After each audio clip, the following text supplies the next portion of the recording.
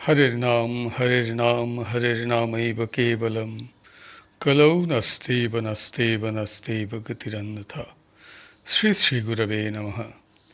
प्रेम भक्ति प्रदातारं आनन्दानन्दवर्धनं स्वर्णमयी सुतं वन्दे जुगमय मनोहरं विजयवल्लभां देवीं विजयानन्दवर्धिनीं सदानन्दमयीं सद्धिं जोगमायां नमाम्यहम्। गुरुर्ब्रह्मा गुरुर्विष्णु गुरुर्देव महेश्वर गुरुरेव परं ब्रह्म तस्मै श्री गुरवे नमः। ভক্তিভাজন শ্রীমৎ জগৎবন্ধু মৈত্র মহাশয় রচিত শ্রী শ্রী গোসাইজির জীবনী প্রভুপাদ বিজয় কৃষ্ণ গোস্বামী গ্রন্থ হতে পাঠ। বর্তমানে আমরা গ্রন্থটির দীক্ষাপ্রাপ্তি নামক প্রসঙ্গটি আস্বাদন করিতেছি। গোস্বামী মহাশয় একবার দার্জিলিং গিয়াছিলেন। সেখানে তিনি যতদিন ছিলেন সর্বদা বৌদ্ধ লামাদিগের নিকট যাইয়া তাহাদের সঙ্গ করিতেন। একদিন রাত্রিতে এক বনের পার্শ্ব দিয়া আসিবার সময় বনের মধ্যে এক আশ্চর্য জ্যোতি দেখিয়া তিনি দ্রুতপদে সেই স্থানে গেলেন। যাইয়া দেখিলেন যে একজন বৌদ্ধ যোগী আসনে ধ্যানস্থ হইয়া রহিয়াছেন। তাহারই মস্তক হইতে সেই অপূর্ব জ্যোতি বাহির হইয়া চারিদিক আলোকিত করিয়াছে। এই অদ্ভুত ব্যাপার দেখিয়া গোস্বামী মহাশয়ের মনে অতিশয় বিস্ময়ের উদয় হইল। তিনি এক দৃষ্টে যোগীর দিকে চাহিয়া রহিলেন। কিছুকাল পরে যোগীর ধ্যান ভঙ্গ হইল। ধ্যান ভঙ্গ হইবা মাত্র যোগীর মস্তকস্থ সেই দিব্যজ্যোতি অন্তর্হিত হইয়া গেল। তখন গোস্বামীপাদ যোগীকে প্রণাম করিয়া জ্যোতির কথা জিজ্ঞাসা করিলে যোগী বলিলেন, সাধন বলে কুণ্ডলিনী শক্তি যখন ষট চক্র ভেদ করিয়া মস্তকস্থ সহস্র দল পদ্মে উপনীত হন, তখন মাথাতে এই জ্যোতি প্রকাশিত হয়। যোগীর কথা শুনিয়া গোস্বামী মহাশয় পুনর্বার সেই জ্যোতি দর্শন করিবার অভিলাষ প্রকাশ করিলেন।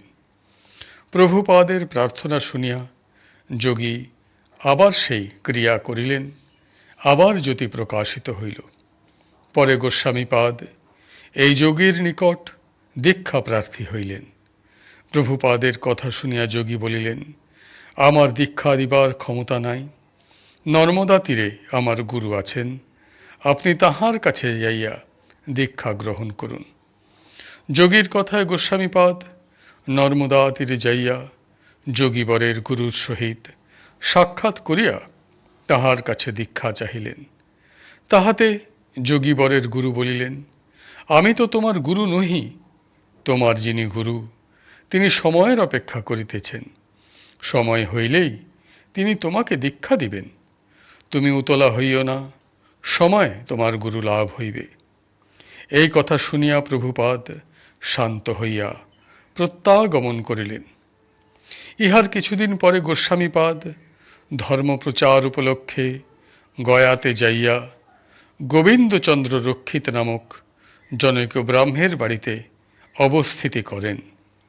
একদিন কথা প্রসঙ্গে গোবিন্দবাবু তাহাকে বলিলেন যে আকাশগঙ্গা পাহাড়ে রঘুবর দাস নামে একজন রামায়েত সাধু থাকেন। তিনি অসাধারণ ভক্ত লোক। লোকে তাহাকে সিদ্ধ পুরুষ মনে করিয়া অতিশয় ভক্তি করে। রঘুবর দাস বস্তুতই একজন উচ্চ সাধু, আর আকাশগঙ্গার আশ্রমটিও অতিশয় মনোরম। স্থানটি এমনই নির্জন, পবিত্র ও প্রাকৃতিক সৌন্দর্যপূর্ণ যে তথায় যাওয়া মাত্র বিষয়াসক্ত চিত্ত ভগবানে সমাহিত হইয়া ভক্তিভরে তাহার চরণে অবনত হইয়া পড়ে। স্থানটি সাধনের অতি অনুকূল। গোবিন্দবাবুর মুখে বাবাজির ও আশ্রমের সুখ্যাতি শুনিয়া গোস্বামী মহাশয় সেইখানে যাইবার জন্য সাতিশয় ব্যাকুল হইলেন। পর দিবস তাহারা তথায় গেলেন। বাবাজি দূর হইতে তাহাদিগকে দেখিয়া সাদরে আহ্বান করিতে লাগিলেন।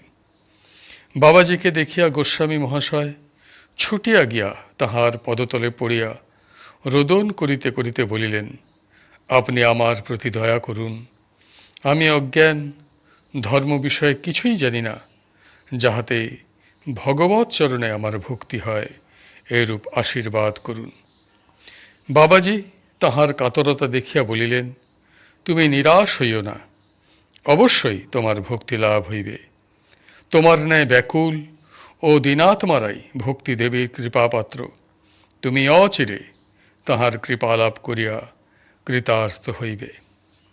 এই বলিয়া তিনি গোস্বামী মহাশয়কে আশ্বাস প্রদান করিলেন।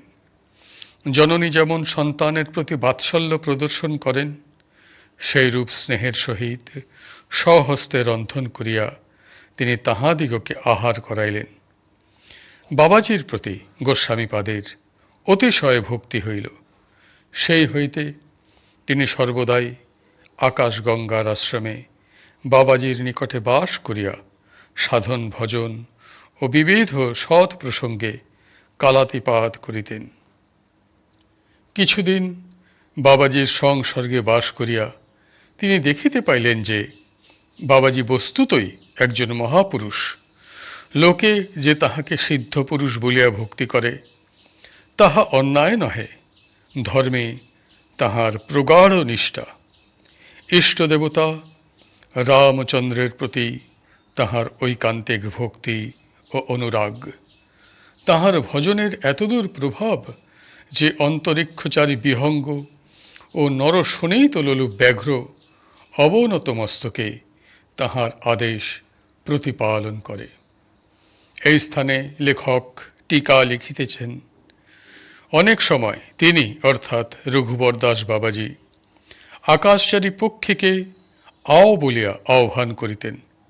ডাকামাত্র পাখি তাহার কাছে আসিয়া কাঁধে বসিয়া তাহার কান জটা ঠুকরাইয়া পরিষ্কার করিয়া দিত। বাঘ আশ্রমে আসিয়া উপদ্রব আরম্ভ করিলে তিনি ধমক দেওয়া মাত্র শান্ত হইত এবং চলিয়া যাইতে বলিলে তৎক্ষণাৎ চলিয়া যাইত। আর একটি ব্রহ্মচারী এই সময় আকাশগঙ্গার আশ্রমে বাস করিতেন। একত্র থাকাতে তাহার সহিত গোস্বামীপাদের অতিশয় সৌহার্দ্য জন্মিয়াছিল। তাহারা সর্বদা একসঙ্গে থাকিতেন। এই আকাশগঙ্গা পাহাড়ে 1290 সালের আষাঢ় মাসে প্রভুপাদের গুরু লাভ হয়। একদিন তিনি তাহার ব্রহ্মচারী বন্ধুর সহিত আশ্রমে বসিয়া আছেন। এমন সময় কয়েকটি রাখাল আসিয়া তাহাদিগকে বলিল যে পর্বতের উপরে একজন সাধু বসিয়া আছেন। রাখালগণের কথা শুনিয়া কিছু সেবার বস্তু লইয়া তাহারা মহাপুরুষের নিকট গমন করিলেন। মহাপুরুষের সৌম্যমূর্তি, দিব্য কান্তি, শরীর হইতে দিব্য জ্যোতি বাহির হইতেছে। ইহা দেখিয়া গোস্বামী মহাশয় একেবারে মুগ্ধ হইয়া গেলেন। মহাত্মার উপরে তাহার অতিশয় ভক্তি হইল।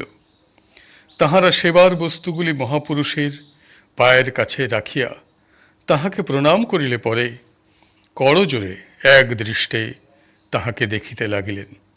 সাধু তাহাদের সহিত 2-4টি কথা বলিয়াই তাহাদিগকে যাইতে বলিলেন।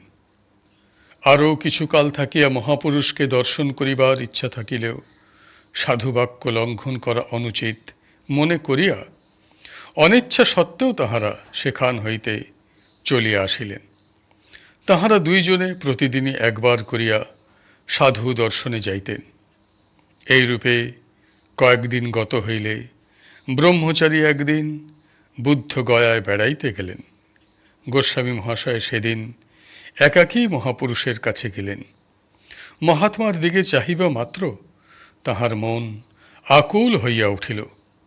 তিনি রোদন করিতে লাগিলেন। তাহাকে কাঁদিতে দেখিয়া সাধু তাহাকে কাছে ডাকিলেন। গোস্বামী মহাশয় নিকটে গেলে মহাত্মা তাহাকে কোলে বসাইয়া দীক্ষা দিলেন। দীক্ষা দিবার সময় গোস্বামীপাদের মনে হইল যেন এক বৈদ্যুতিক শক্তি তাহার ভিতরে প্রবেশ করিল। পরে মহাপুরুষ তাহাকে সাধন প্রণালী শিক্ষা দিলেন। আজকের পাঠ এইখানেই সমাপ্ত হইল। হরি বল, হরি বল, হরি বল। জয় গুরুদেব, জয় গুরুদেব, জয় গুরুদেব।